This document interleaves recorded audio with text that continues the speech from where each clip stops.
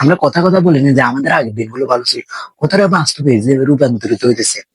যে 2018 সালের দিকে তাকান, 2018 সালের দিকে তাকালে যে সুনীল বাবু, এই হুমায়ুন ফরিদি, এমদাদুল হক, এইসব স্যার গুলো যে বইগুলো লেখছেন, লেখক কম ছিল, পাঠ্য বেশি ছিল।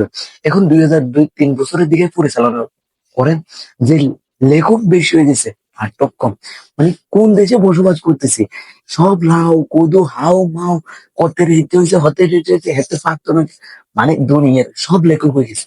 এই তহিদ আফ্রিদি, হিরো আলম, এরপরে তিশা, মানে দুনিয়ার লেখক, এত লেখক। আগে আমরা বই কিনতে গেলাম 2018 সালে, যখন বই মেলা যাই, তখন আমি একটা বই কিনছিলাম, আমার এখন মনে আছে, আমি বেশি বই পড়ি না, একটা ডায়েরি আমি বই কিনছিলাম আমার বন্ধুর সাথে। আমরা আমরা 2-3 জন বন্ধু মিলে গেছিলাম, যে বই কিনে আনছিলাম ডায়েরি।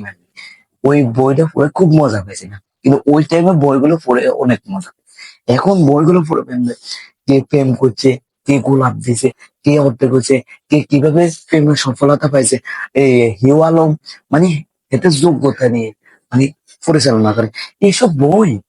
এই জেনারেশনের মানে কিভাবে যে গড়ে তুলবো ওইগুলো না করে দুনিয়ার হাইজেনি বাইজেনি দেখে, মানে পাঠকের লেখক বেশি হয়ে গেছে, পাঠক কম হয়ে গেছে। এখন কোন দেশে চলে যাচ্ছি আমরা?